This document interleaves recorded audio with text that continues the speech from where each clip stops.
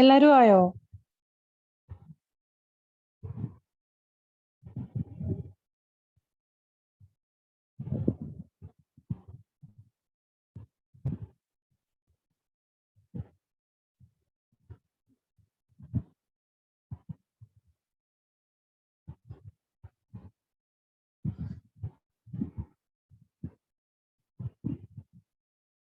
Okay, നമുക്കൊരു 3 minute കൂടെ നോക്കാം.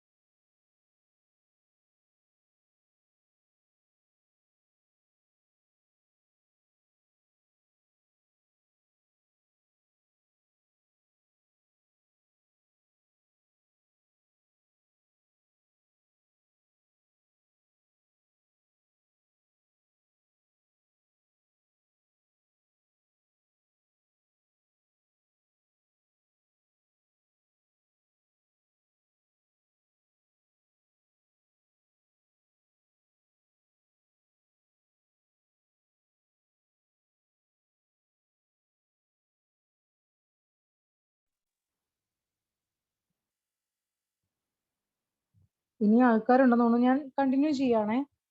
അപ്പൊ എല്ലാവർക്കും good evening.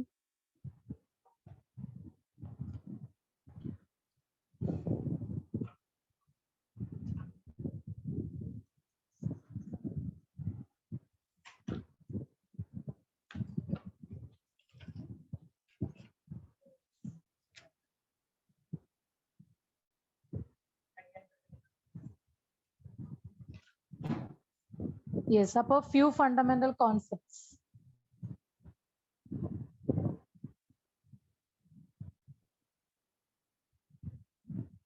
Few fundamental concepts. ആദ്യത്തേത് വരുന്നത് വെൽത്ത് ആണ്. നമ്മൾ ഓൾറെഡി വെൽത്ത് ഡെഫിനിഷനിൽ പഠിച്ചതാണ് വെൽത്ത് എന്താന്നുള്ളത്. ആഡം സ്മിത്തിന്റെ the stock of goods under the ownership of a person. അതായത് ഒരു ഇൻഡിവിജ്വലിന്റെ അടിയിൽ വരുന്ന അദ്ദേഹത്തിന്റെ ഓണർഷിപ്പിൽ വരുന്ന എല്ലാ ഗുഡ്സിനെയും, സ്റ്റോക്ക് ഓഫ് ഗുഡ്സിനെയാണ് നമ്മൾ വെൽത്ത് എന്ന് പറയുന്നത്. അദ്ദേഹം ഓൺ ചെയ്യുന്ന ഗുഡ്സിനെയാണ് നമ്മൾ വെൽത്ത് എന്ന് പറയുന്നത്. അത് രണ്ട് തരത്തിലാണ്: personal wealth, national wealth. Personal wealth എന്ന് പറഞ്ഞാൽ under the ownership of A single person. National wealth എന്ന് പറഞ്ഞാൽ നേഷന്റെ മുഴുവനും അടിയിൽ വരുന്ന, അല്ലെങ്കിൽ നേഷന്റെ മൊത്തത്തിലുള്ള ഒരു ഓണർഷിപ്പ് ഉള്ള ഒരു ഗുഡിനെയാണ് നമ്മൾ നാഷണൽ വെൽത്ത് എന്ന് പറയുന്നത്. അവിടെ അണ്ടർലൈൻ ചെയ്ത് വെക്കുക, stock of goods under the ownership of a person is called personal wealth.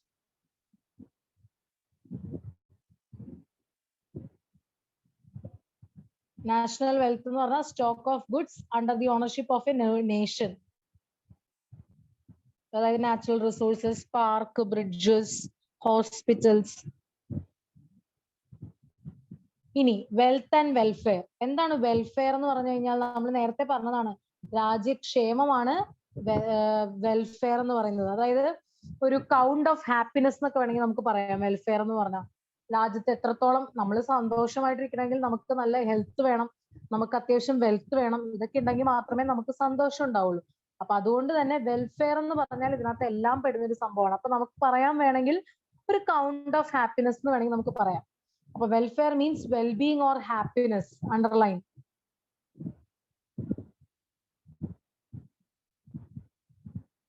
അടുത്തത് money. Anything which is widely accepted to exchange goods and services. അതിനെയാണ് നമ്മൾ മണി എന്ന് പറയുന്നത്. ഇതിനു മുമ്പ് നമ്മൾ ഫോളോ ചെയ്തിരുന്നത് ബാർട്ടർ സിസ്റ്റം ആണ്. ബാർട്ടർ സിസ്റ്റം എന്ന് പറഞ്ഞു കഴിഞ്ഞാൽ നമുക്കറിയാം, ഗുഡ്സിന് വേണ്ടി അല്ല കമ്മോഡിറ്റിക്ക് വേണ്ടി കമ്മോഡിറ്റി എക്സ്ചേഞ്ച് ചെയ്തിരുന്ന ഒരു കാലഘട്ടം നമുക്ക് ഉണ്ടായിരുന്നു. അതാണ് ബാർട്ടർ സിസ്റ്റം. അണ്ടർലൈൻ ചെയ്യുക. Under barter system goods are exchanged four goods. അതിന്റെ ഒരു എന്താ പറയാ, ഡബിൾ കോയിൻസിഡൻസ് ഓഫ് വാണ്ട്സ് എന്ന് പറയുന്ന ഒരു ലിമിറ്റേഷൻ കൊണ്ടാണ് നമുക്ക് ബാർട്ടർ സിസ്റ്റത്തിനെ റീപ്ലേസ് ചെയ്ത് മണി എന്ന് പറയുന്ന ഒരു കാര്യം ഇൻവെന്റ് ചെയ്യേണ്ടി വന്നത്. ഡബിൾ കോയിൻസിഡൻസ് ഓഫ് വാണ്ട്സ് എന്ന് പറഞ്ഞാൽ ഇപ്പോ എനിക്ക് വേണ്ടതായിരിക്കില്ല നിങ്ങൾക്ക് തരാനുള്ളത്, നിങ്ങളുടെ കയ്യിൽ തരാനിരിക്കുന്നത്. അപ്പൊ ആ ഒരു മിസ്മാച്ച് ആണ് ഡബിൾ കോയിൻസിഡൻസ് ഓഫ് വാണ്ട്സ് എന്ന് പറയുന്നത്. പിന്നെ മണി സപ്ലൈയുടെ കോൺസ്റ്റിറ്റ്യുവൻസ്, അതായത് എന്തൊക്കെയാണ് മണി സപ്ലൈ കൺസിസ്റ്റ് ചെയ്യുന്നത്? റുപ്പി നോട്ട്സ്, കോയിൻസ്, അതുപോലെ ക്രെഡിറ്റ് കാർഡ്സ്, ചെക്സ്. ഇത്രയും കാര്യങ്ങളാണ് നമ്മൾ മണി എന്ന് പറയുന്നത്. മണി എന്ന് പറഞ്ഞാൽ നമ്മൾ യൂസ് ചെയ്യുന്ന കറൻസി. ഇപ്പൊ നമുക്കറിയാം പ്ലാസ്റ്റിക് കറൻസിയുടെ ഒരു കാലഘട്ടമാണ് അല്ലെ, ഒരു ഇറയാണ്. നമ്മൾ എവിടെ പോയാലും ഒരു ATM കാർഡ് കയ്യിൽ കൊണ്ടേ നമ്മൾ പോവുള്ളൂ. നമ്മളിപ്പോ നമ്മുടെ ATM കാർഡിൽ ഒരു 50,000 രൂപ ഉണ്ടെങ്കിൽ ആ 50,000 രൂപ നമ്മൾ കയ്യിൽ പേഴ്സിൽ കൊണ്ടല്ല പോകുന്നത്. നേരെ മറിച്ച് എന്താ ചെയ്യുന്നത്? നമ്മുടെ അക്കൗണ്ടിൽ സൂക്ഷിച്ചിട്ട് നമ്മൾ ATM കാർഡ് വഴിയാണ് ട്രാൻസാക്ഷൻസ് മൂവ് ഓൺ ചെയ്യുന്നത്. അപ്പൊ അതാണ് ക്രെഡിറ്റ് കാർഡ്സ്, ഡെബിറ്റ് കാർഡ്സ്. പിന്നെ ചെക്ക്. നമുക്കറിയാം, നമ്മൾ ഒരു ഡ്രോയിയുടെ പേരിൽ എഴുതുന്ന ചെക്ക് ബാങ്കിൽ പ്രസന്റ് ചെയ്ത് കഴിഞ്ഞാൽ ഡ്രോയിക്ക് കാശ് കിട്ടും. അതായത് ഇന്ന എമൗണ്ട് ഇത്ര ഈ ആൾക്ക് കൊടുത്തോളണം എന്ന് പറഞ്ഞ് ഡ്രോയർ ഡ്രോ ചെയ്യുന്നതാണ് ചെക്ക് എന്ന് പറയുന്നത്. നിങ്ങൾക്കറിയാം, ഇതൊക്കെ ഞാൻ പഠിപ്പിക്കേണ്ട ആവശ്യമില്ലല്ലോ, നിങ്ങൾ കൊമേഴ്സ് സ്റ്റുഡൻസ് ആണ്. പിന്നെ മാർക്കറ്റ്. മൂന്നാമത്തെയാണ് മാർക്കറ്റ്. മാർക്കറ്റ് എന്ന് പറഞ്ഞാൽ എന്താ? It is a place where buyers and sellers meet each other. ഒരു ഗുഡ്സ് ആയിക്കോട്ടെ, ഒരു സർവീസ് ആയിക്കോട്ടെ, അതെന്തോ ആയിക്കോട്ടെ, അത് എക്സ്ചേഞ്ച് ചെയ്യാൻ വേണ്ടി ബയറും സെല്ലറും മീറ്റ് ചെയ്യുന്ന ഒരു പ്ലാറ്റ്ഫോം ആണ് മാർക്കറ്റ് എന്ന് പറയുന്നത്. നമ്മൾ എന്താ പറയാ, അതിന് നമ്മുടെ ഫിസിക്കൽ മാർക്കറ്റിന്റെ എക്സിസ്റ്റൻസ് കൊടുക്കരുത്. മലയാളത്തിൽ പറഞ്ഞാൽ ചന്ത അതല്ല. എന്താണ് ഒരു ഇപ്പൊ നമ്മൾ ഡീൽ ചെയ്യുന്നത് മാർക്കറ്റിലാണ്. ഞാൻ നിങ്ങൾക്ക് സെല്ല് ചെയ്യാണ് എന്റെ നോളജ്. നിങ്ങൾ എൻ്റെ അടുത്ത് നിന്ന് വാങ്ങിക്കുകയാണ് എൻ്റെ നോളജ്. പിന്നെ ഓൺലൈൻ പ്ലാറ്റ്ഫോംസ്, നമ്മൾ ആമസോൺ, ഫ്ലിപ്കാർട്ട്, അതുപോലെ പല പല പല ഓൺലൈൻ സൈറ്റുകളും ഉണ്ട് നമുക്ക്. ഇതെല്ലാം മാർക്കറ്റിന്റെ കീഴിൽ വരുന്നതാണ്. അവിടെ buyers and sellers meet each other to exchange goods and services ആണ്. പിന്നെ മാർക്കറ്റ് മെക്കാനിസം, അതിനു മുമ്പ് ഫങ്ഷൻസ് ഓഫ് മാർക്കറ്റ് അവിടെ അണ്ടർലൈൻ ചെയ്യണം. Market refers to a place where goods and services are bought and sold.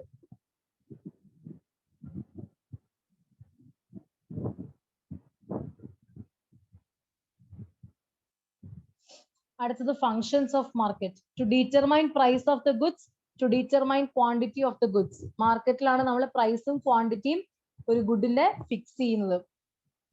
ഇനി മാർക്കറ്റ് മെക്കാനിസം. മാർക്കറ്റ് മെക്കാനിസം എന്ന് പറയുന്നത് വേറെ ഒന്നുമല്ല, ഡിമാൻഡും സപ്ലൈയും ഒത്തുചേർന്ന് മാർക്കറ്റിൽ പ്രൈസ് ഫിക്സ് ചെയ്യുന്ന ആ ഒരു മെക്കാനിസത്തിനെയാണ് നമ്മൾ പ്രൈസ് മെക്കാനിസം അഥവാ മാർക്കറ്റ് മെക്കാനിസം എന്ന് പറയുന്നത്. മാർക്കറ്റിൽ എന്ത് ഡിസ്റ്റർബൻസസും വന്നോട്ടെ, പ്രൈസ് കൂടുകയോ പ്രൈസ് കുറയുകയോ എന്ത് വേണമെങ്കിലും ചെയ്തോട്ടെ, അത് ഇക്വിലിബ്രിയം പ്രൈസിൽ തന്നെ വന്ന് റെസ്റ്റ് ചെയ്യും എന്നാണ് പ്രൈസ് മെക്കാനിസം പറയുന്നത്. അപ്പൊ മാർക്കറ്റിലെ പ്രൈസും ക്വാണ്ടിറ്റിയും ഫിക്സ് ചെയ്യുന്നത് demand and supply, forces of demand and supply ആണ്. വേണ്ട ലെക്ചർ നോട്ട്സ് എഴുതിയെടുക്കുക കേട്ടോ. പിന്നെ capital stock and investment. Capital stock and investment. Investment എന്ന് പറഞ്ഞാൽ എന്താ? നമ്മുടെ കയ്യിലുള്ള ഒരു ക്യാപിറ്റൽ സ്റ്റോക്കിന്റെ ഇൻക്രിമെന്റ് ആണ് എന്ത് പറയുന്നത്, ഇൻവെസ്റ്റ്മെന്റ് എന്ന് പറയുന്നത്. അതായത് നമുക്ക് നമ്മുടെ കയ്യിലുള്ള ഒരു ക്യാപിറ്റൽ സ്റ്റോക്കിൽ വരുന്നൊരു addition to the net stock of capital എന്നാണ് നമ്മൾ ഇൻവെസ്റ്റ്മെന്റിനെ പറയുന്നത്. അപ്പൊ ക്യാപിറ്റൽ സ്റ്റോക്ക് എന്ന് പറഞ്ഞാൽ നമ്മുടെ കയ്യിൽ ഓൾറെഡി ഉള്ള ഒരു എന്താ പറയാ, നമ്മുടെ കയ്യിലുള്ള ക്യാപിറ്റലിനെയാണ് നമ്മൾ ക്യാപിറ്റൽ സ്റ്റോക്ക് എന്ന് പറയുന്നത്. അതിൽ എന്തെങ്കിലും ഒരു അഡീഷൻ വന്നു കഴിഞ്ഞാൽ നമുക്ക് പറയാം അവിടെ ഒരു ഇൻവെസ്റ്റ്മെന്റ് നടന്നു എന്ന് നമുക്ക് പറയാൻ സാധിക്കും. അവിടെ അണ്ടർലൈൻ ചെയ്യാം, investment is the increment in capital stock.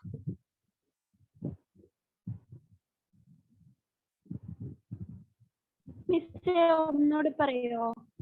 എന്തോ അണ്ടർലൈൻ ചെയ്യാനുള്ളതാണോ പറയണ്ടേ? അല്ല മാം, ഒന്നുകൂടെ ക്യാപിറ്റൽ സ്റ്റോക്ക് ഒന്നുകൂടെ പറഞ്ഞുതരോ? പറഞ്ഞുതരാം. ക്യാപിറ്റൽ സ്റ്റോക്ക് എന്ന് പറഞ്ഞാൽ ഇപ്പൊ നമ്മുടെ കയ്യിലുള്ള, ഇപ്പൊ നമ്മളൊരു ബിസിനസ് നടത്താമെന്ന് വിചാരിക്കുക, നമ്മുടെ കയ്യിലുള്ള ഒരു മെഷീൻ, നമ്മുടെ കയ്യിലുള്ള ഒരു ബിൽഡിംഗ്, ഇതെല്ലാം നമുക്ക് ക്യാപിറ്റൽ സ്റ്റോക്ക് ആണ്.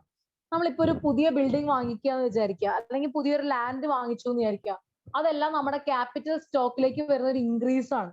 അതിനെയാണ് നമ്മൾ ഇൻവെസ്റ്റ്മെന്റ് എന്ന് പറയുന്നത്. ഏതൊരു ഇൻവെസ്റ്റ്മെന്റിലും നമുക്കൊരു റിവാർഡ് ഉണ്ടാവും. പ്രോഫിറ്റ് അഥവാ എന്താ പറയുക, ഡിവിഡൻഡ് അല്ലെങ്കിൽ പ്രോഫിറ്റ് അല്ലെങ്കിൽ ഇൻട്രസ്റ്റ്, ഇതെല്ലാം ഇൻവെസ്റ്റ്മെന്റിൽ ഒരു റിവാർഡ് ആയിട്ട് ഉണ്ടാവും. അപ്പൊ മനസ്സിലായോ?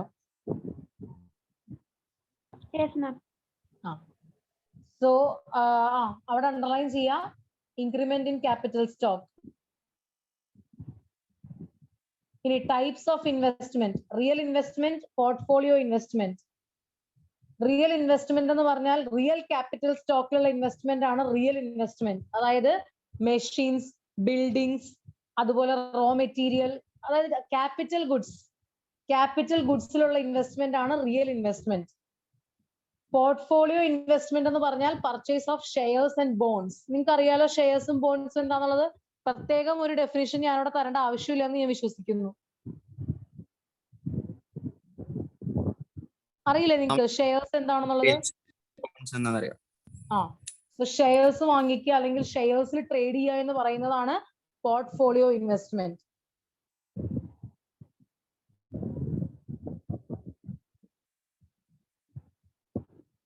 അടുത്തത്,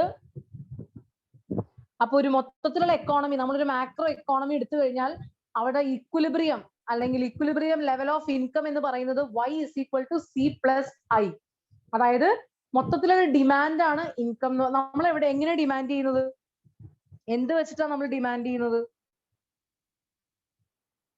ഇപ്പൊ എനിക്ക് ഡിമാൻഡ് ചെയ്യണമെങ്കിൽ എന്ത് വേണം എന്റെ കയ്യില്?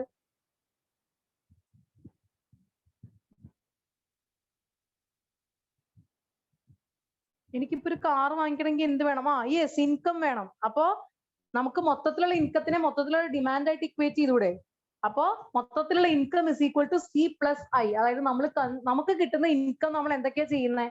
നമ്മള് കൺസ്യൂമും ചെയ്യുന്നു, ഇൻവെസ്റ്റും ചെയ്യുന്നു. ഇനി ആ ഇൻവെസ്റ്റ്മെന്റ് ചെയ്യാനുള്ള മണി എവിടെന്നാ വരുന്നത്? നമ്മുടെ ഇൻകത്തില് ഇൻവെസ്റ്റ്മെന്റ് ചെയ്യാനുള്ള മണി എവിടെന്നാ വരുന്നത്? നമ്മൾ കൺസ്യൂം ചെയ്യുന്നുണ്ട്, ഇൻവെസ്റ്റ് ചെയ്യുന്നുണ്ട്. അതിൽ ഇൻവെസ്റ്റ്മെന്റ് ചെയ്യാനുള്ള മണി എവിടെന്നാ വരുന്നത്? മാം സേവിങ്സ് ആണോ? യെസ്, നമ്മള് ഒരു പാർട്ട് ഓഫ് ഇൻകം നമ്മൾ സേവ് ചെയ്യും അല്ലെ? ആ സേവിങ്സ് ആണ് നമ്മൾ ഇൻവെസ്റ്റ്മെന്റ് ആയിട്ട് നമ്മൾ ഇൻവെസ്റ്റ് ചെയ്യുന്നത്. അപ്പൊ നമുക്ക് S is equal to I എന്ന് പറഞ്ഞൂടെ? Whatever we are saving we are investing. So S is equal to I. ആ ഒരു ഇക്വേഷൻ മനസ്സിലായോ? എങ്ങനെയാണ് S is equal to I ആയതെന്നുള്ളത്? എന്തൊക്കെയാണ് നമ്മൾ സേവ് ചെയ്യുന്നത് അതാണ് നമ്മൾ ഇൻവെസ്റ്റ് ചെയ്യുന്നത്. അപ്പൊ മാക്രോ എക്കണോമിക്സിലെ ഒരു വലിയ ഇക്വേഷൻ ആണ് S is equal to I. വലുതെന്ന് പറഞ്ഞാൽ ഞാൻ രൂപത്തിലല്ല പറഞ്ഞത്, അതിന്റെ വാല്യൂവിലാണ് പറഞ്ഞത്. അപ്പൊ C plus I is equal to C plus S എന്ന് നമുക്ക് പറയാം. നമുക്കൊരു ഇൻകം കിട്ടിക്കഴിഞ്ഞാൽ ഒരു പാർട്ട് നമ്മൾ കൺസ്യൂം ചെയ്യും, അടുത്ത പാർട്ട് നമ്മൾ സേവ് ചെയ്യും. ആ സേവ് ചെയ്യുന്ന പാർട്ട് നമ്മൾ ഇൻവെസ്റ്റ് ചെയ്യും. അപ്പൊ y is equal to C plus I എന്നും പറയാം, y is equal to C plus S എന്നും പറയാം. Because of the equality of S is equal to I. ഇത്രയും ക്ലിയർ ആയോ? ഇതാണ് മാക്രോ എക്കണോമിക് ഇക്വിലിബ്രിയം. ഒന്ന് അണ്ടർലൈൻ ചെയ്ത് വെക്കുക. മാക്രോ എക്കണോമിക് ഇക്വിലിബ്രിയം എന്ന സൈഡിലൊന്ന് എഴുതിയേക്കണേ.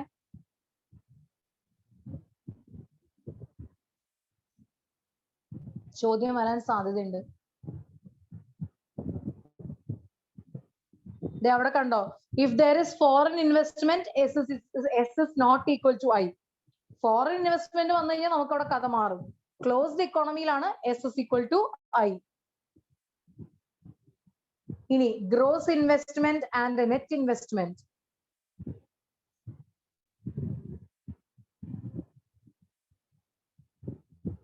ലെക്ചർ നോട്ട് എഴുതി പോണം. ക്ലാസിന്റെ ടൈം പരിമിതി കാരണമാണ് ഞാൻ ഡിക്റ്റേറ്റ് ചെയ്യാത്തത് നോട്ട്സ്.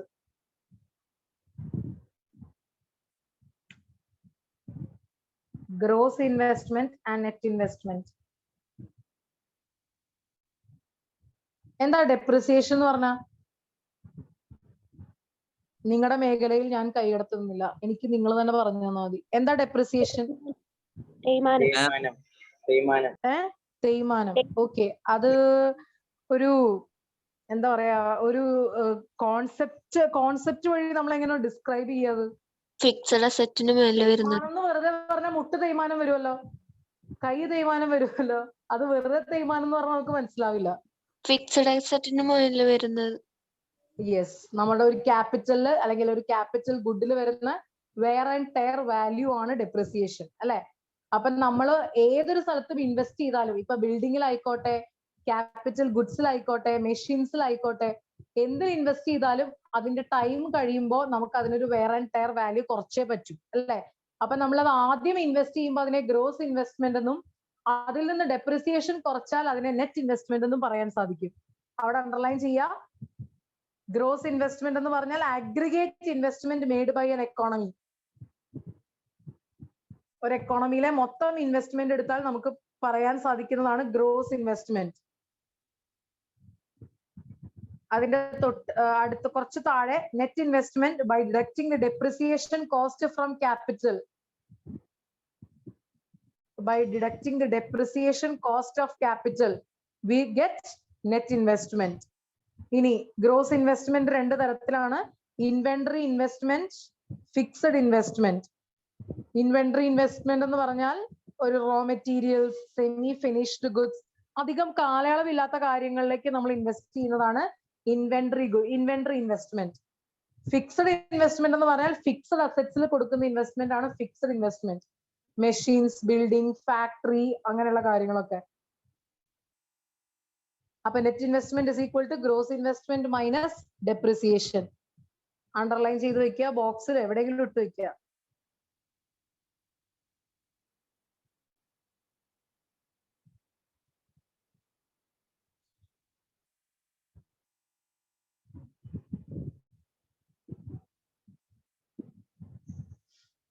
അടുത്തത് പ്രൊഡക്ഷൻ. എന്താന്ന് മനസ്സിലായില്ലേ? ഇൻവെസ്റ്റ്മെന്റ്. ക്ലാസിന്റെ ഇടയിൽ ഡൗട്ട് ഉണ്ടെങ്കിലും ചോദിക്കണം കേട്ടോ. ഞാൻ ഇങ്ങനെ നിങ്ങളെ ഒന്നും ചോദിക്കാതെ അല്ലെങ്കിൽ ഒന്നും പറയാതിരിക്കുമ്പോ ഞാൻ കണ്ടിന്യൂ ചെയ്ത് പോകും. നിങ്ങൾക്ക് മനസ്സിലായി എന്നുള്ള ഒരു ധാരണയില് എപ്പോ വേണമെങ്കിലും എന്നോട് ഡൗട്ട്സ് ചോദിക്കാം കേട്ടോ. ഡൗട്ട്സ് മുന്നോട്ട് വെച്ചിട്ട് കൊണ്ടിട്ട് ഒരു കാര്യമില്ല പഠിച്ചിട്ട്. ഒന്നാമതിന് MCQ കൂടെ ആയതുകൊണ്ടാണ് നമ്മൾ ഈ മെയിൻ പോയിന്റ്സിൽ സ്ട്രെസ് ചെയ്യുന്നത്. ഇതിൽ ഓരോ സെന്റൻസും വായിച്ചു പറയുന്നതിന് നമുക്ക് ഒരു കുഴപ്പമില്ല. പക്ഷെ നിങ്ങൾക്ക് വേണ്ട കാര്യങ്ങൾ മാത്രം മതി. ആ MCQ ബേസ്ഡ് ആണ് നമ്മളെല്ലാം പഠിക്കുന്നത്. നെറ്റ് ഇൻവെസ്റ്റ്മെന്റ്, ഇനി പ്രൊഡക്ഷൻ. അടുത്ത കോൺസെപ്റ്റ് ആണ് പ്രൊഡക്ഷൻ. പ്രൊഡക്ഷൻ നമ്മൾ ഓൾറെഡി പറഞ്ഞതാണ്. എന്താണ്? Conversion of inputs into outputs, അല്ലെങ്കിൽ പറയാം creation of new goods to sell in the market. മാർക്കറ്റിൽ സെൽ ചെയ്യാൻ വേണ്ടി പുതിയ ഗുഡ്സിനെ ഉണ്ടാക്കുന്ന ആ ഒരു പ്രക്രിയയാണ് നമ്മൾ പ്രൊഡക്ഷൻ എന്ന് പറയുന്നത്. അണ്ടർലൈൻ ചെയ്യുക, it refers to creation of goods. ഞാൻ പറഞ്ഞു, നമ്മൾ ഏതൊരു ഗുഡ് കൺസ്യൂം ചെയ്യുമ്പോഴും നമുക്ക് അതിൽ നിന്ന് യൂട്ടിലിറ്റി കിട്ടും. അപ്പോ പ്രൊഡക്ഷൻ എന്ന് പറയുന്നത് ഒരു തരത്തിൽ പറഞ്ഞാൽ it is creation of utility. അതും അണ്ടർലൈൻ ചെയ്യുക. വാക്കുകളൊക്കെ ഭയങ്കര ഇമ്പോർട്ടന്റ് ആണ്. പല പല വാക്കുകളിലായിരിക്കും അവർ സ്ട്രൈക്ക് ചെയ്യുക.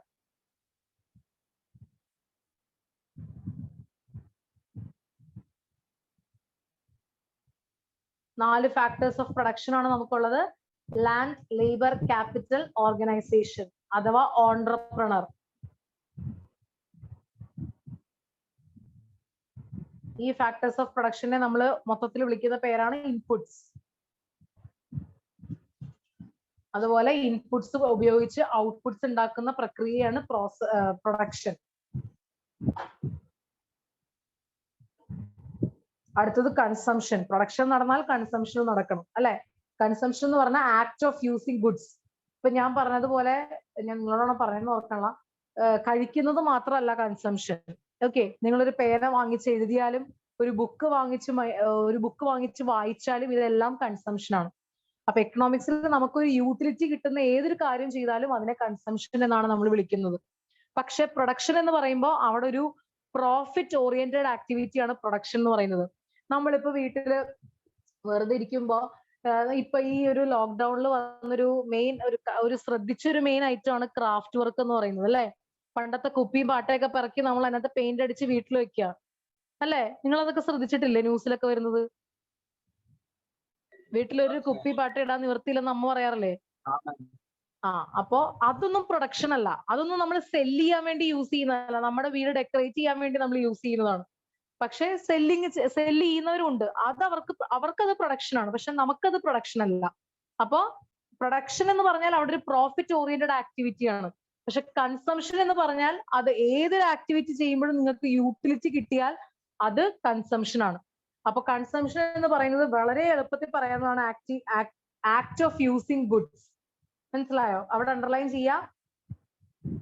Satisfaction of human wants through use of goods and services. Utility കിട്ടുക എന്ന് പറയുന്നത് ഒരു സാറ്റിസ്ഫാക്ഷൻ കിട്ടുക എന്നുള്ളതാണ്. കൺസംഷൻ എന്തിനൊക്കെ ബേസ് ചെയ്താണ് ഇരിക്കുന്നത്? Present income, future income, wealth income.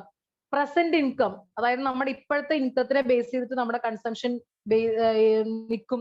അതുപോലെ ഫ്യൂച്ചർ ഇൻകം, നമുക്കിപ്പോ ഭാവിയിൽ ഒരു എന്താ പറയാ, ഒരു ഇൻക്രിമെന്റ് കിട്ടാൻ സാധ്യതയുണ്ട്, അല്ലെങ്കിൽ സാലറി ഹൈക്ക് കിട്ടാൻ സാധ്യതയുണ്ടെന്നൊക്കെ അറിഞ്ഞാൽ നമ്മൾ അതിനനുസരിച്ച് കൺസംഷൻ മാറ്റും. പിന്നെ വെൽത്ത് ഇൻകം, നമ്മുടെ കയ്യിലുള്ള, നമ്മൾ പറയില്ലേ എന്താണ്, സ്വത്തുക്കൾ, ആൻസെസ്ട്രൽ പ്രോപ്പർട്ടീസ്, ഇതിനൊക്കെ സംബന്ധിച്ച് നമ്മുടെ കൺസംഷൻ ഇരിക്കും.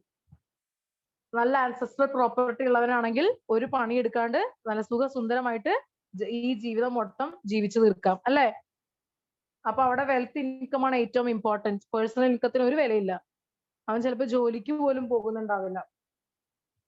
ക്ലിയർ അല്ലേ? അടുത്തത് സേവിങ്.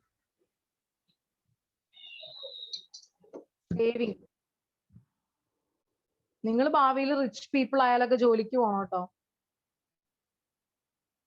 കാശ് ഉണ്ടാക്കാൻ വേണ്ടി മാത്രമല്ലല്ലോ നമ്മൾ ജോലിക്ക് പോകുന്നത്, അല്ലെ? നമ്മുടെ സ്കിൽസ് ആൻഡ് നോളജ് അപ്ഡേറ്റ് ചെയ്യാനും കൂടെ വേണ്ടിട്ടല്ലേ, അല്ലേ?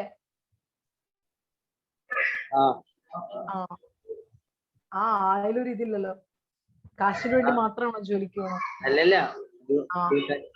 അപ്പൊ വലിയ വലിയ റിച്ച് പീപ്പിൾ, വലിയ വലിയ ആൾക്കാരൊക്കെ കഴിഞ്ഞാൽ ജോലിക്ക് പോകുന്നൊന്നും നിർത്തരുത് കേട്ടോ.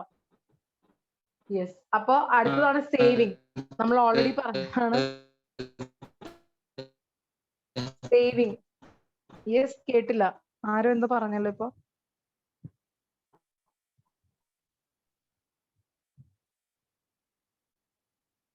സേവിങ് എന്താണ് സേവിങ്? നമ്മൾ ഇപ്പൊ പറഞ്ഞു നിർത്തിയുള്ളൂ. ഇൻകം മൈനസ് കൺസംഷൻ, അതായത് നമ്മുടെ ഇൻകത്തിലെ നമ്മൾ യൂസ് ചെയ്യാത്ത പാർട്ട് ഓഫ് ഇൻകം, അതാണ് സേവിങ്. അണ്ടർലൈൻ ചെയ്യാ.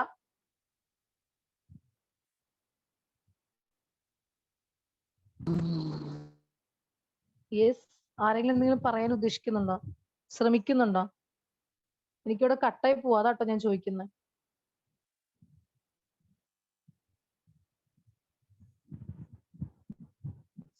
യെസ്, സേവിങ് അത് അണ്ടർലൈൻ ചെയ്യാ. Saving is generated out of current income and also out of past income.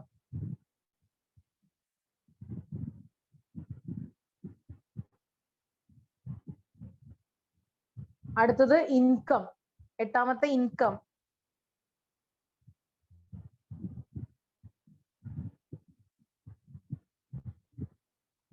Income എന്താണ് ഇൻകം എന്ന് പറഞ്ഞാ? ഇൻകം എന്ന് പറഞ്ഞാൽ എന്താ? വരുമാനം. നമുക്ക് കിട്ടുന്ന നമുക്ക് കിട്ടുന്ന റിസോഴ്സസ്, അതാണ് ഇൻകം. അതിനെ നമുക്ക് നമ്മുടെ പർച്ചേസിങ് പവർ എന്നും വേണമെങ്കിൽ വിളിക്കാം അല്ലെ.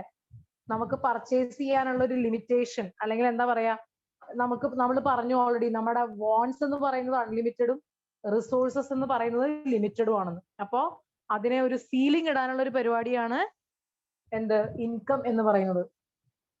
അവിടെ അണ്ടർലൈൻ ചെയ്യാൻ, net inflow of money of a person ആണ് ഇൻകം.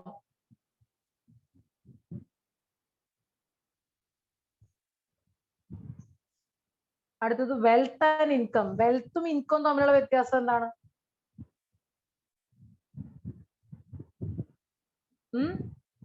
വെൽത്തും ഇൻകം തമ്മിലുള്ള വ്യത്യാസം എന്താണ്? ഇൻകം എന്ന് പറയുന്നത് ഒരു, നമ്മൾ എന്താ പറയാ, ആ ഒരു ടൈമില് വെൽത്ത് എന്ന് പറയുന്നത് നമുക്ക് കൈമിലുള്ള അസറ്റിനല്ലേ വെൽത്ത് എന്ന് പറയാ. യെസ്. നമുക്ക് ചിലപ്പോ ഇൻകം, നമ്മൾ സേവ് ചെയ്യുന്ന ഇൻകം കൂടി നമുക്കത് വെൽത്ത് ആയിട്ട് മാറാം. ഇപ്പൊ വ്യത്യാസം മനസ്സിലായോ? നമ്മള് യൂസ് ചെയ്യുന്ന ആ ഒരു പാർട്ടാണ് ഇൻകം എന്ന് പറയുന്നത്. പക്ഷെ നമ്മൾ അങ്ങനെ യൂസ് ചെയ്യാത്തൊരു കാര്യമാണ് വെൽത്ത് എന്ന് പറയുന്നത്. വെൽത്ത് എല്ലാവർക്കും ഉണ്ടാവണം എന്നില്ല, പക്ഷെ ഇൻകം എന്ന് പറയുന്നത് ഒരുമാതിരി എല്ലാവരെയും സംബന്ധിച്ച് കിട്ടുന്ന ഒരു കാര്യമാണ്. അതായത് നിങ്ങളുടെ ഏജ് ഗ്രൂപ്പിലുള്ളവരല്ല പറഞ്ഞത്, നമ്മുടെ ആ ഒരു വർക്കിംഗ് ഏജ് ഗ്രൂപ്പിലുള്ള ആൾക്കാരുടെ കാര്യമാണ് പറയുന്നത്. അപ്പൊ A person consumes A part of income and saves the rest. ആ സേവ്സ് ദി റെസ്റ്റ് ആണ് accumulated to wealth.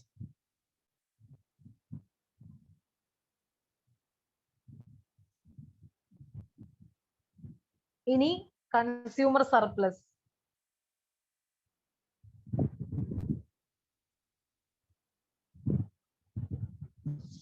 Consumer surplus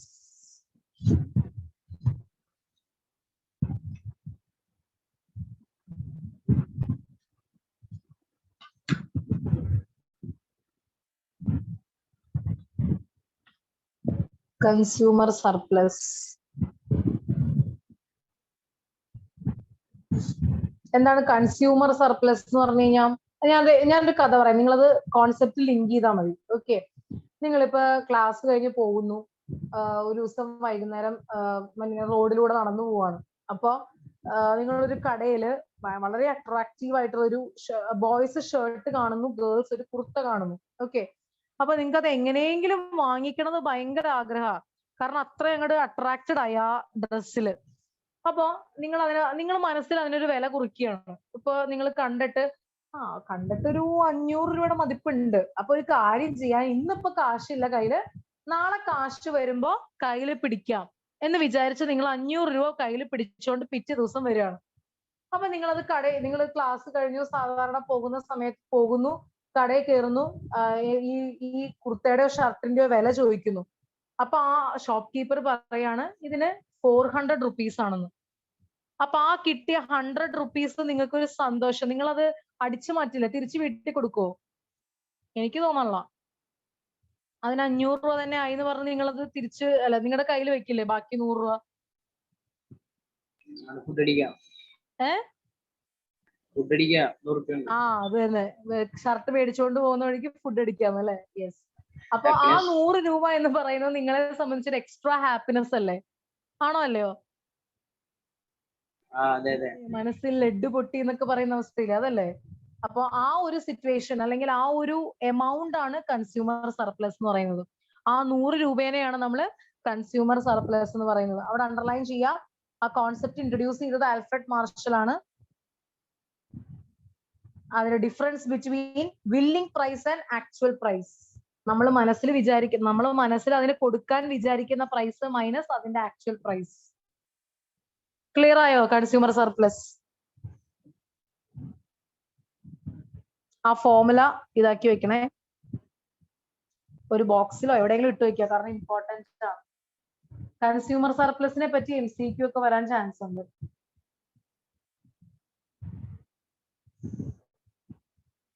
അപ്പൊ തന്നെ ഈ കഥ ഓർക്കുക, അങ്ങോട്ട് എഴുതുക. അടുത്തത് law of diminishing marginal utility.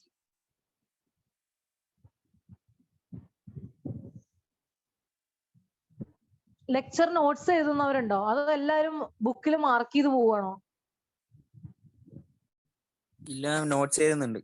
എഴുതുന്നുണ്ടോ? Oh very good. ആ യെസ്. അപ്പൊ ലോ ഓഫ് മാർജിനൽ യൂട്ടിലിറ്റിയിലേക്ക് പോകുന്നതിന് മുമ്പ് ജസ്റ്റ് ഒരു ഇൻട്രൊഡക്ടറി സ്റ്റോറി പറയാനുണ്ട്. നമ്മളിപ്പോ ഈ ഒരു സംഭവം എന്ന് പറയുന്നത് കൺസ്യൂമർ ബിഹേവിയർ ആണ്. അതായത് ഒരു കൺസ്യൂമർ എങ്ങനെയാണ് അദ്ദേഹത്തിന്റെ മാക്സിമം സാറ്റിസ്ഫാക്ഷനിലേക്ക് എത്തിച്ചേരുന്നത് എന്നുള്ള ഒരു യാത്രയാണ് നമ്മൾ തുടങ്ങാൻ പോകുന്നത്. അവിടെ നമ്മൾ 2 തരത്തിൽ, അതായത് ആൽഫ്രഡ് മാർഷലാണ് ഇത് തുടങ്ങി വെച്ചത്. അപ്പൊ ആൽഫ്രഡ് മാർഷലിന്റെ ഒരു ഫോളോവേഴ്സും അദ്ദേഹവും കൂടെ അദ്ദേഹം കൂടെ തുടങ്ങി വെച്ചൊരു ഇതാണ് കാർഡിനൽ യൂട്ടിലിറ്റി അനാലിസിസ് എന്ന് പറയുന്നത്. നേരെ മറിച്ച് ഇനി അവരതിനകത്ത് പറയുന്നത് എന്താന്ന് വെച്ചാൽ, ഈ ആൽഫ്രഡ് മാർഷലും അദ്ദേഹത്തിന്റെ ഫോളോവേഴ്സും കാർഡിനൽ യൂട്ടിലിറ്റി അനാലിസിസിൽ പറയുന്നത് എന്താന്ന് വെച്ചാൽ, യൂട്ടിലിറ്റി എന്ന് പറയുന്നത് മെഷറബിൾ ഇൻ നമ്പേഴ്സ് ആണെന്നാണ്. അതായത് യൂട്ടിലിറ്റിയെ 1 എന്നും 2 എന്നും 3 എന്നും മെഷർ ചെയ്യാം എന്നാണ് ആൽഫ്രഡ് മാർഷൽ പറഞ്ഞത്.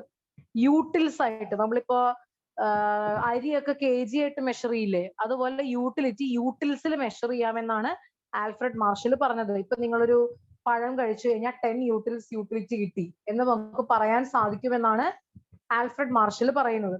പക്ഷേ ആ ഒരു തിയറിനെ, അതിൽ നമുക്ക് 2 തിയറി ഉണ്ട്. അതിലൊന്നാണ് law of diminishing marginal utility, അതുപോലെ തന്നെ ലോ ഓഫ് ഇക്വി മാർജിനൽ യൂട്ടിലിറ്റി. ആ 2 തിയറിയും ഇമ്പോർട്ടന്റ് ആണ്. പക്ഷെ നിങ്ങൾക്ക് രണ്ടാമത്തെ പഠിക്കാനില്ല, അതിൽ ആദ്യത്തെയാണ് നിങ്ങൾക്ക് പഠിക്കാനുള്ളത്. Law of diminishing marginal utility എന്ന് പറഞ്ഞാൽ 1 കമ്മോഡിറ്റി കേസ് എന്ന് നമ്മൾ പറയും. അതായത് ഒരു കൺസ്യൂമർ, ഞാൻ അതിനു മുമ്പ് ഒരു കാര്യം പറയാം, എക്കണോമിക്സിൽ നമ്മൾ എന്ത് പഠിച്ചാലും അത് കുറച്ച് അസംഷൻസിലാണ് പിടിച്ചു നിൽക്കുന്നത്.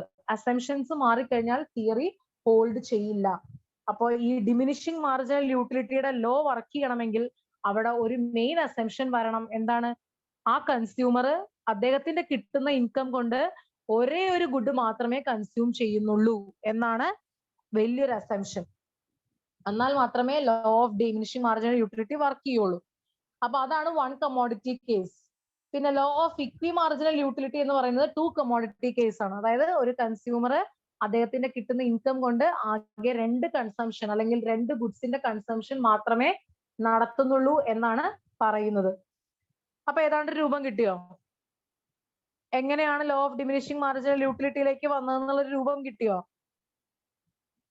ആൽഫ്രഡ് മാർഷലും അദ്ദേഹത്തിന്റെ ഫോളോവേഴ്സും വഴിയാണ് ഇതിന്റെ ഒരു ഇത് വരുന്നത്. പിന്നെ ഇവരെ ക്രിട്ടിസൈസ് ചെയ്തുകൊണ്ട് വന്നവരാണ് ഹിഗ്സും അലനും എന്ന് പറയുന്ന 2 എക്കണോമിസ്റ്റുകൾ. 1934 അവർ ഇതിനെ ക്രിട്ടിസൈസ് ചെയ്തുകൊണ്ട് ഒരു തിയറി ഉണ്ടാക്കിയത് ഇൻഡിഫറൻസ് കർവ് അനാലിസിസ്. നിങ്ങൾ പഠിച്ചിട്ടുണ്ടാവും എക്കണോമിക്സിൽ, ഓർമ്മയുണ്ടോ? ഇൻഡിഫറൻസ് കർവ് അനാലിസിസ് ഓർമ്മയുണ്ടോ? ആ യെസ്. അപ്പോ അതാണ് അതിന്റെ ഒരു റൂട്ട് മാപ്പ് എന്ന് പറയുന്നത്. നമ്മൾ വെറുതെ ഒരു എന്താ പറയാ, ജസ്റ്റ് ഏതെങ്കിലും ഒരു വീട്ടിൽ കയറി പോയിട്ട് കാര്യമില്ല. നമുക്ക് ആരുടെയൊക്കെ എന്തൊക്കെ വീടാണെന്ന് അറിഞ്ഞിട്ടല്ലേ കയറി പോയിട്ട് കാര്യമുള്ളൂ. അതാണ് ഞാൻ അതിന്റെ ഒരു കഥ പറഞ്ഞത്. ഓക്കെ, അപ്പൊ അതിനെ നമുക്ക് അടുത്തത് തുടങ്ങാം. Law of diminishing marginal utility Alfred മാർഷലിന്റെ ആദ്യത്തെ ലോ ആണ്. കൺസ്യൂമർ ബിഹേവിയർ തിയറിയിലെ ആദ്യത്തെ ലോ. നമ്മൾ ഈ എല്ലാ തിയറിയിലും നമ്മൾ കണ്ടുപിടിക്കാൻ ശ്രമിക്കുന്നത് ഒന്നേ ഉള്ളൂ, കൺസ്യൂമറിന് അദ്ദേഹത്തിന്റെ ഇൻകം വെച്ചിട്ട് എവിടെയാണ് മാക്സിമം യൂട്ടിലിറ്റി എന്നാണ്, അല്ലെങ്കിൽ മാക്സിമം സാറ്റിസ്ഫാക്ഷൻ എവിടെ കിട്ടും എന്നാണ് നമ്മൾ നോക്കാൻ പോകുന്നത്. അപ്പൊ ആദ്യത്തെ ലോ ആണ് law of diminishing marginal utility. കുറച്ച് കാര്യങ്ങൾ അവിടെ ഇമ്പോർട്ടന്റ് ആയിട്ടുണ്ട്, മാർക്ക് ചെയ്തോളൂ എന്റെ കൂടെ.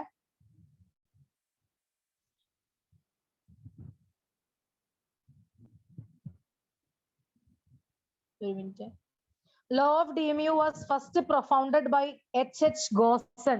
അത് ഇമ്പോർട്ടന്റ് ആണ് കേട്ടോ. ആൽഫ്രഡ് മാർഷലിന് മുമ്പ് ആ ഇത് കോൺസെപ്റ്റ് കൊണ്ടുവന്നത് ഗോസൺ ആണ്. ഗോസൻസ് ഫസ്റ്റ് ലോ എന്നാണ് ഇത് അറിയപ്പെടുന്നത്. Yes, it is called Gossen's first law of consumption. അത് കഴിഞ്ഞിട്ടാണ് അത് ആൽഫ്രഡ് മാർഷൽ ഡെവലപ്പ് ചെയ്തത്. പക്ഷെ ആൽഫ്രഡ് മാർഷലിന്റെ പേരിലാണ് അറിയപ്പെടുന്നത്. പക്ഷെ ഇത് മറക്കരുത്, ഇത് ഒളിച്ചിരിക്കുന്ന ഒരു കാര്യമാണ്. 1854 ഗോസൻ ആണ് ആദ്യം ഈ കോൺസെപ്റ്റ് കൊണ്ടുവന്നത്. അതുകൊണ്ട് തന്നെ ഗോസൻസ് ഫസ്റ്റ് ലോ എന്നും നമ്മൾ ഇതിനെ വിളിക്കും. ഈ പേരൊക്കെ വളരെ ഇമ്പോർട്ടന്റ് ആണ്. ഒന്നില്ലെങ്കിൽ വലുതാക്കി എഴുതി വെക്കുക, അല്ലെങ്കിൽ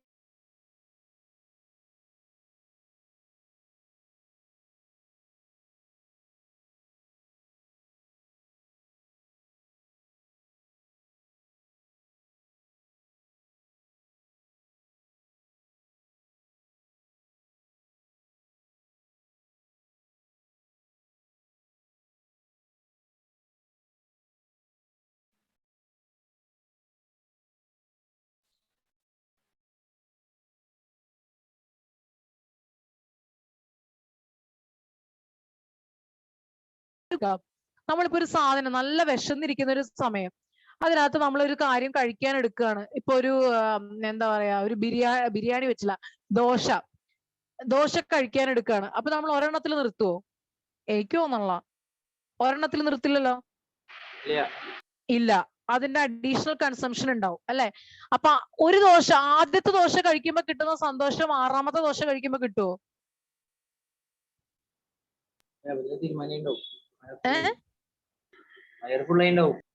അതാണ് ആ സന്തോഷം എന്ന് പറയുന്നത്, ഞാൻ ഉദ്ദേശിച്ചത് സാറ്റിസ്ഫാക്ഷൻ.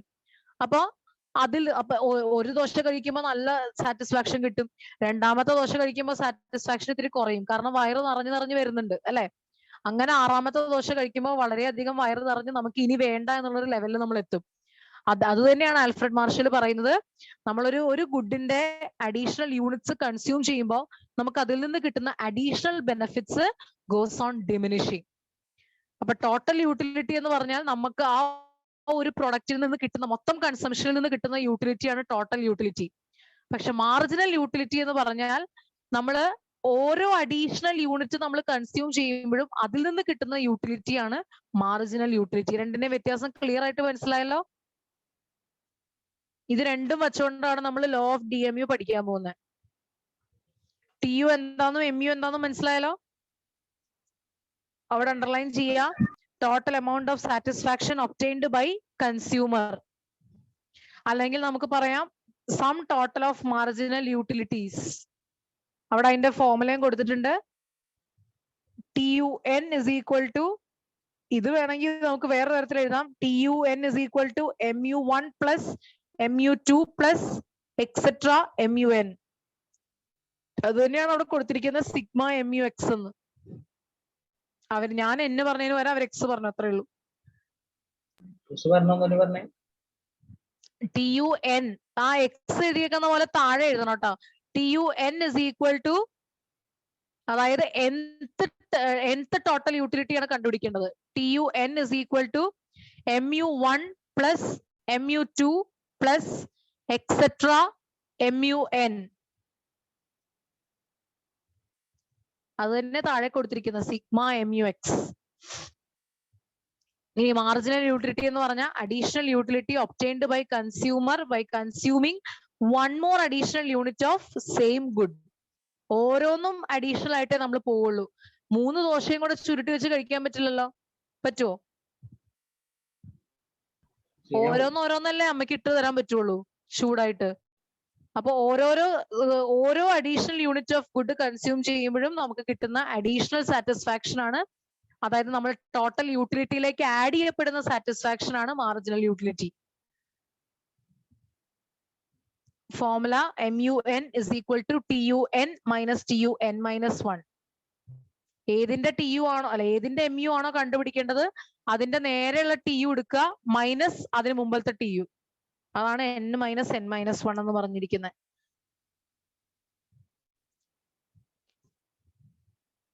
അപ്പൊ നമുക്ക് നോക്കാം ഒരു എക്സാമ്പിള് നമ്മുടെ ദോശ തന്നെ എടുക്കാം. വിശന്നിരിക്കുന്നുണ്ടെങ്കിൽ എല്ലാവരും എന്നോട് ക്ഷമിക്കുക. ബിരിയാണി എടുക്കാത്ത എന്താണെന്ന് വെച്ചാൽ നമുക്ക് ഒരു ബിരിയാണി കഴിക്കുമ്പോഴത്തേക്കും തന്നെ വയറെന്നറിയാം. അപ്പൊ എനിക്ക് 6 എക്സാമ്പിൾ പറയാൻ പറ്റില്ല. അതുകൊണ്ടാട്ടോ ദോശ എടുക്കുന്നത്. അപ്പൊ യെസ്, അപ്പൊ ആദ്യത്തെ നമ്മൾ അതിന്റെ ഒരു ടേബിൾ അല്ലെങ്കിൽ ഒരു ഷെഡ്യൂൾ വെച്ചിട്ട് നമുക്കൊന്ന് എക്സ്പ്ലെയിൻ ചെയ്ത് നോക്കാം. ആദ്യത്തെ കാര്യത്തിൽ എന്ന് പറയുമ്പോ ശരിക്കും അതിനകത്ത് അതിന്റെ മുകളിലൊന്ന് ഒരു 0 ആഡ് ചെയ്യാമോ 3 എന്നാലേ അത് കറക്റ്റ് ആയിട്ട് വരുള്ളൂ. ആ യൂണിറ്റ്സിന്റെയും ടോട്ടൽ യൂട്ടിലിറ്റിയുടെയും മാർജിനൽ യൂട്ടിലിറ്റിയുടെയും ആ ഒന്നിന്റെ മുകളില് ഒരു റോയും കൂടെ ആഡ് ചെയ്ത് അവിടെ ജസ്റ്റ് 0 0 0 എന്ന് പറഞ്ഞ് ആഡ് ചെയ്ത് കൊടുക്കുക. അതായത് ഒന്നും കഴിക്കാത്തപ്പോ കിട്ടുന്ന പ്രാന്ത്, അതാണ് 0 0 0. ഒന്നും കഴിക്കാണ്ടിരിക്കുമ്പോ നമുക്ക് ഇങ്ങനെ പ്രാന്ത് പിടിച്ച അവസ്ഥയാവില്ലേ, അതാണ് 0. ടോട്ടൽ യൂട്ടിലിറ്റിയും 0, മാർജിനൽ യൂട്ടിലിറ്റിയും 0, യൂണിറ്റ്സും 0. അങ്ങനെ അമ്മ മാവെടുത്തു ദോശ ചുട്ട് തരുന്നു. ഒന്നാമത്തെ ദോശ ഇട്ടു, ടോട്ടൽ യൂട്ടിലിറ്റി കിട്ടിയത് 40 യൂട്ടിൽസ് ആണ്. അത് തന്നെയാണ് നിങ്ങളുടെ മാർജിനൽ യൂട്ടിലിറ്റി. അടുത്ത ദോശ കൊണ്ടുവരുന്നു, അതിൽ നിന്ന് കിട്ടിയ യൂട്ടിലിറ്റി ടോട്ടൽ യൂട്ടിലിറ്റി 70. അപ്പൊ അതിന്റെ മാർജിനൽ യൂട്ടിലിറ്റി എങ്ങനെയാണ് 30 ആയത്? ഒന്ന് ഡിറൈവ് ചെയ്യൂ. അതിന്റെ നേരെയുള്ള TU മൈനസ് TUN minus 1 എത്രയാണ്? 70 minus 40. ഇപ്പൊ മനസ്സിലായോ എങ്ങനെയാ വന്നേന്ന്? ആ അടുത്ത ദോശ ഇടുന്നു 90, അതിൽ നിന്ന് കിട്ടുന്നത് മാർജിനൽ യൂട്ടിലിറ്റി 20 ആണ്. ഇവിടെ നോക്കിയാൽ കാണാൻ പറ്റും ടോട്ടൽ യൂട്ടിലിറ്റി ഇൻക്രീസ് ചെയ്യുന്നുണ്ട് അല്ലെ, പക്ഷെ marginal utility through out decrease ചെയ്യാണ്. അത് ശ്രദ്ധിക്കണം. ടോട്ടൽ യൂട്ടിലിറ്റി ഇൻക്രീസ് ചെയ്യുന്നു, മാക്സിമത്തിൽ എത്തുന്നു, എത്തിയിട്ടാണ് കുറയുന്നത്.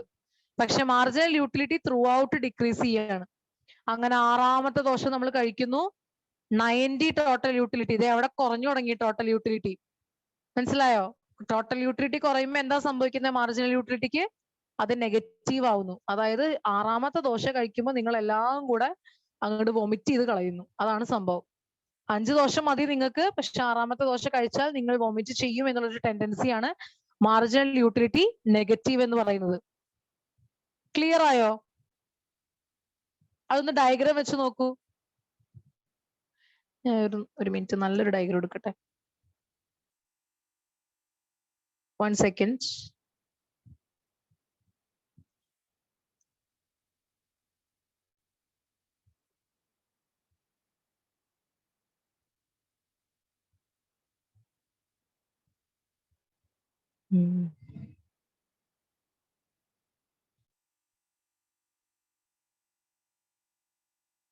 Yes.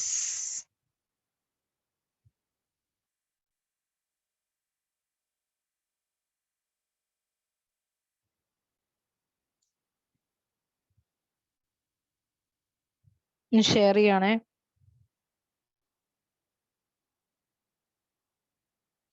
യെസ്, ഇവിടെ കാണാൻ സാധിക്കുന്നുണ്ടോ? കാണുന്നുണ്ടോ നിങ്ങക്ക്? Total utility, marginal utility. Message അയക്കരുത്, ഞാൻ കാണില്ല കേട്ടോ. ഞാൻ എന്റെ സ്ക്രീനിൽ ഇത് വെച്ചുകൊണ്ടിരിക്കുന്നതുകൊണ്ട് ഞാൻ മെസ്സേജ് അയച്ചാൽ കാണില്ല. അപ്പൊ ടോട്ടൽ യൂട്ടിലിറ്റി എന്ന് പറയുന്നത് എന്താണ്? അതിന്റെ ക്യാരക്ടറിസ്റ്റിക് എന്ന് പറയുന്നത് അത് കൂടുന്നു, മാക്സിമത്തിൽ എത്തുന്നു, കുറയുന്നു. ആ ടോട്ടൽ യൂട്ടിലിറ്റി കർവ് ഒന്ന് നോക്കൂ. അത് കൂടുന്നു, മാക്സിമത്തിൽ എത്തുന്നു, കുറഞ്ഞു തുടങ്ങുന്നു. മനസ്സിലായോ? അത് അങ്ങനെയാണ് ഡയഗ്രാം ആയിട്ട് നമ്മൾ റിലേറ്റ് ചെയ്യേണ്ടത് കേട്ടോ. മാർജിനൽ യൂട്ടിലിറ്റി എന്ന് പറയുന്നത് ത്രൂ ഔട്ട് ഡിക്രീസിങ് ആണ്. അതുകൊണ്ടാണ് ഒരു ഫോളിംഗ് കർവ് അവിടെ കൊടുത്തിരിക്കുന്നത്. ക്ലിയർ ആയോ?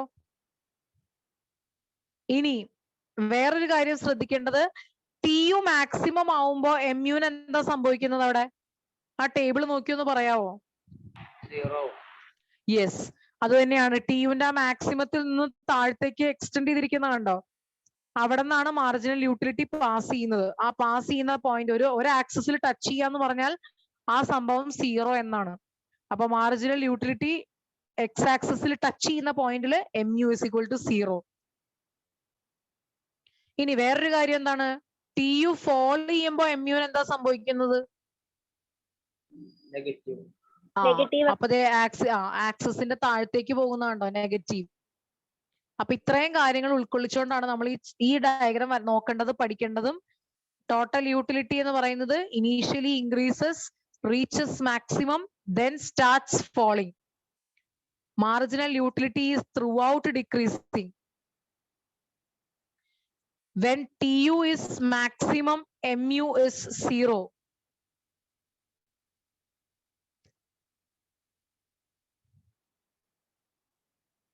അതുപോലെ തന്നെ when TU is decreasing, MU turns negative.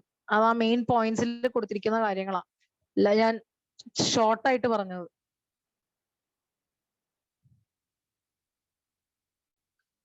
ഇങ്ങനെ എത്ര വലിയ സെന്റൻസ് ഒന്നും എഴുതി പഠിച്ച് വായിക്കേണ്ട കാര്യമൊന്നുമില്ല. ഞാൻ പറഞ്ഞതുപോലെ അങ്ങ് എഴുതിയാൽ മതി. Total utility initially increases, reaches maximum, starts diminishing. Marginal utility is throughout decreasing അഥവാ diminishing. അതുകൊണ്ടാണ് അതിന് diminishing marginal utility എന്ന് പേര് വരാൻ തന്നെ കാരണം. പിന്നെ ഒരു കാര്യം ഏറ്റവും ഇമ്പോർട്ടന്റ് ആയിട്ട് ശ്രദ്ധിക്കേണ്ടത്, ഒരു ഗുഡ് എടുത്താൽ ആ ഗുഡിന്റെ കൺസംഷൻ ആയിരിക്കണം നിങ്ങൾ കണ്ടിന്യൂ ചെയ്യേണ്ടത്. എന്താ പറയണ്ടേ? നേരത്തെ പറഞ്ഞ മറ്റേ ടിയുന്റെ എംയുന്റെയോ എഴുതാൻ പറഞ്ഞതാണോ? എഴുതാൻ പറഞ്ഞു. TU increases, TU initially increases, reaches maximum and starts falling.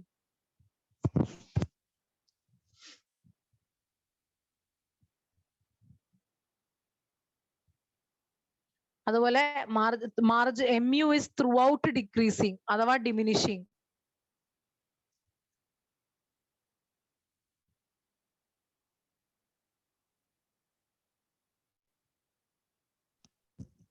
അടുത്തത് MU is throughout decreasing. എപ്പോഴും ഡിക്രീസിംഗ് ആണ്, ഫുൾ ഡിക്രീസിംഗ് ആണ്. അതാണ് throughout decreasing. അടുത്തത് when TU is maximum, MU is equal to 0.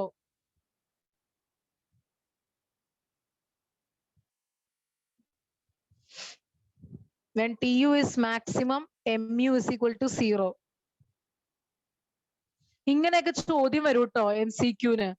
എന്താണ് when TU is maximum, what is the relationship of MU? അവർ കൊടുക്കും MU is equal to 0, MU turns negative, MU remains unchanged, none of the above എന്നൊക്കെ പറഞ്ഞു കൊടുക്കും. അങ്ങനെയൊക്കെ ഞാൻ ചോദ്യം കണ്ടിട്ടുണ്ട്, ഇഷ്ടംമാതിരി കണ്ടിട്ടുണ്ട്.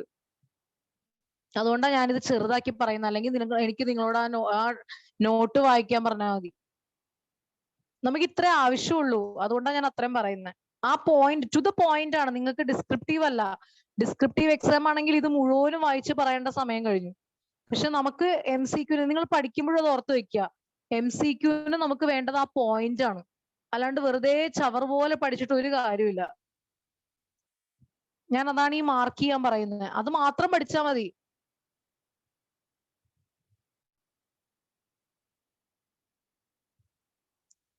Last point, when TU decreases, MU turns negative. When TU decreases, MU turns negative.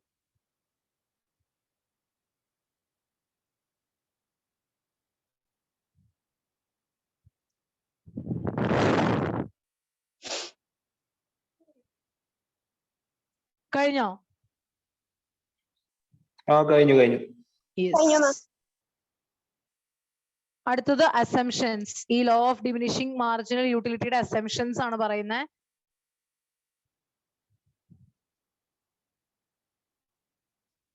One, units are homogeneous. ഞാൻ പറഞ്ഞതുപോലെ ദോശയാണെങ്കിൽ എല്ലാം ദോശ, അതിന്റെ ഇടയ്ക്ക് പോയി പുട്ടടിക്കരുത്. അപ്പൊ യൂണിറ്റ്സ് ആർ ഹോമോജീനിയസ്.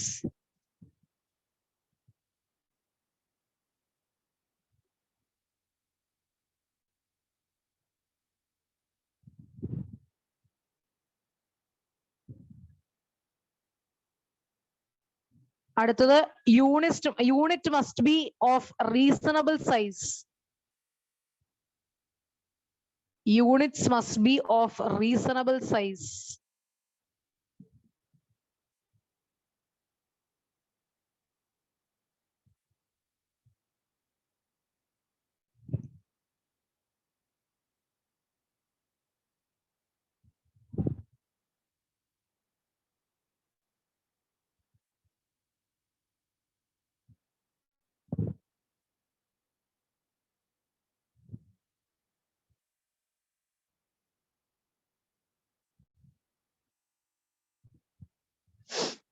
അടുത്തത് there is one time gap between 1 unit of consumption. അതായത് മനസ്സിലായി, 3 ദോശ കഴിച്ചിട്ട് 5 മണിക്കൂർ കഴിഞ്ഞിട്ടല്ല അടുത്ത ദോശ കഴിക്കേണ്ടത്. ഒരു 1 ടൈം ഗ്യാപ്പ് മെയിൻറ്റെയിൻ ചെയ്യുക ആ ഒരു പർട്ടിക്കുലർ ടൈമിൽ തന്നെ. ആ പർട്ടിക്കുലർ ടൈം ഓഫ് കൺസംഷന്റെ ആണ് കാര്യം പറയുന്നത്. there is one time gap between units of consumption.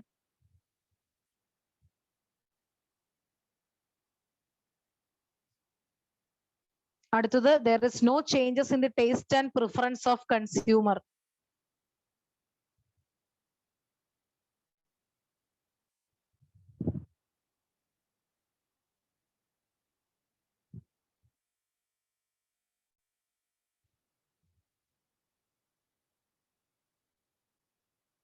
There is no changes in the taste and preference of consumer.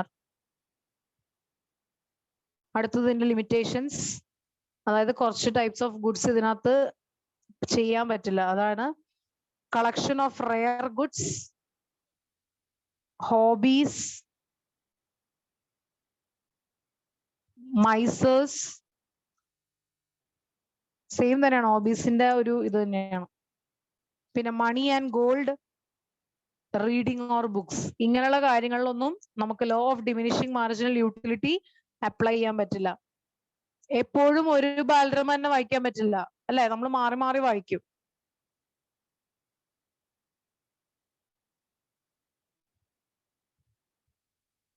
Yes, പിന്നെ ഇമ്പോർട്ടൻസ്,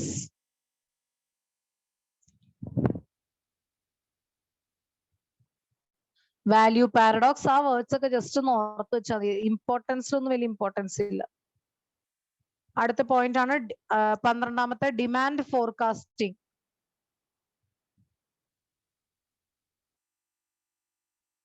ഡിമാൻഡ് ഫോർകാസ്റ്റിംഗ്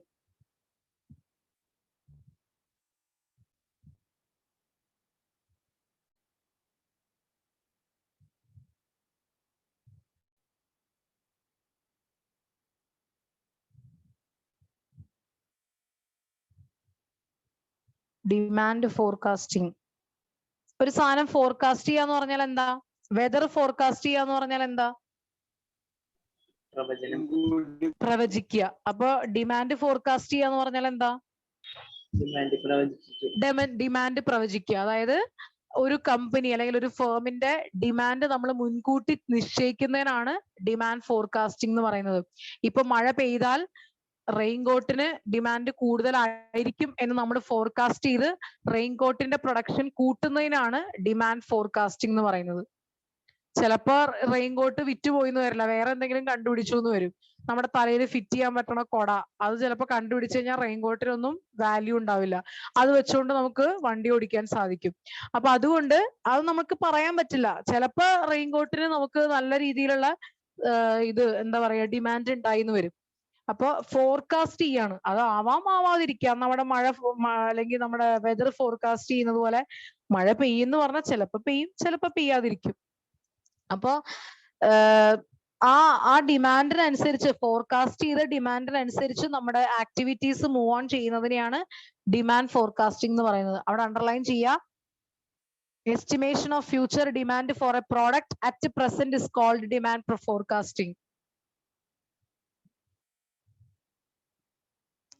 പ്രസന്റ് ടൈമിൽ തന്നെ ഫ്യൂച്ചർ ഡിമാൻഡ് ഫോർകാസ്റ്റ് ചെയ്യുന്ന ഒരു situation.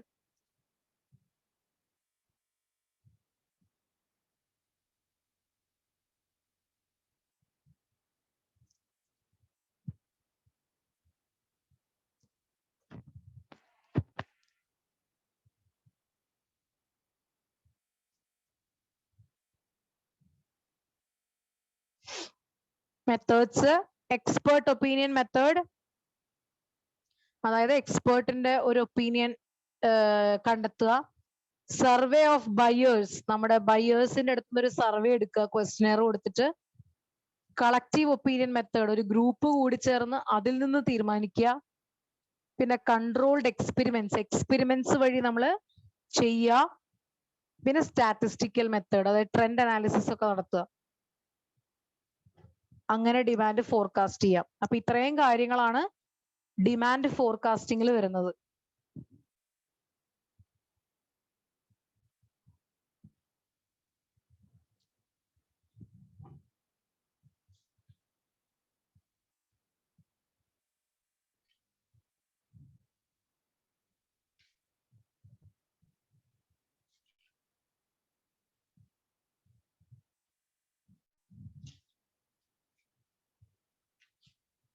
PPC അടുത്ത ക്ലാസ്സിൽ നമുക്ക് നോക്കാം. PPC ഞാനത് മറ്റെന്താണ് അതിന് പറയുന്നത്, PPT ഉണ്ടാക്കിയിട്ട് പഠിപ്പിക്കാം.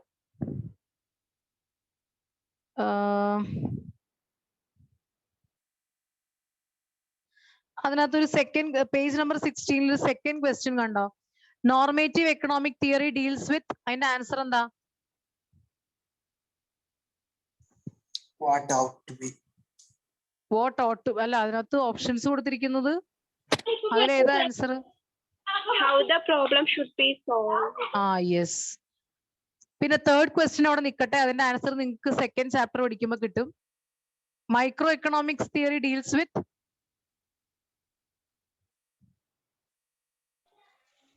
Individual units. അവിടെ ഓൾ ഓഫ് ദ എബവ് വന്നിരിക്കുന്ന കണ്ടോ, നിങ്ങളെ ക്രൂക്കഡ് ആക്കാൻ വേണ്ടി. അതിന്റെ താഴെ എക്കണോമിക് ഗ്രോത്തും കൊടുത്തിട്ടുണ്ട്. അപ്പൊ അത് കാണുമ്പോൾ നിങ്ങൾ വിചാരിക്കും ഓൾ ഓഫ് ദി എബവ് ആണ്. എക്കോണമിക്സ് ഹോള് വരില്ലല്ലോ. അതാ പറയുന്ന മൈക്രോ എക്കണോമിക്സ്. അത് നിങ്ങൾ അപ്പോൾ ചിന്തിക്കില്ല, ഇപ്പൊ ഇതൊക്കെ ചിന്തിക്കും. അവിടെ പോയിരിക്കുമ്പോ ഗ്രോത്തും എക്കണോമിക് ഗ്രോത്തും ഇൻഡിവിജ്വൽ യൂണിറ്റ്സും മാത്രമേ കണ്ടുപിടിക്കുള്ളൂ. പിന്നെ ഒരു ഓൾ ഓഫ് ദ എബവ് അത് അങ്ങനെ തന്നെ മാർക്ക് ചെയ്യും. അടുത്തത് human wants are Unlimited. Yes.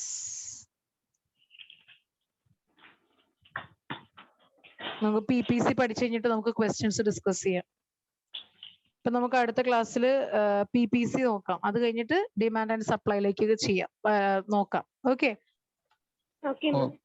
Okay. ഞാൻ PPT പ്രിപ്പയർ ചെയ്ത് എനിക്ക് തോന്നുന്നു നിങ്ങൾക്ക് നോക്കി എഴുതാൻ കുറച്ചും കൂടെ എളുപ്പമായിരിക്കും. ഞാൻ എന്നിട്ട് PPT നിങ്ങൾക്ക് തന്നാ പോരെ നോട്ട്സ് ആയിട്ട്? മതി മിസ്. യെസ്. ഓക്കെ, അപ്പൊ അങ്ങനെ ചെയ്യാം. ഓക്കെ, അപ്പോ ടേക്ക് കെയർ.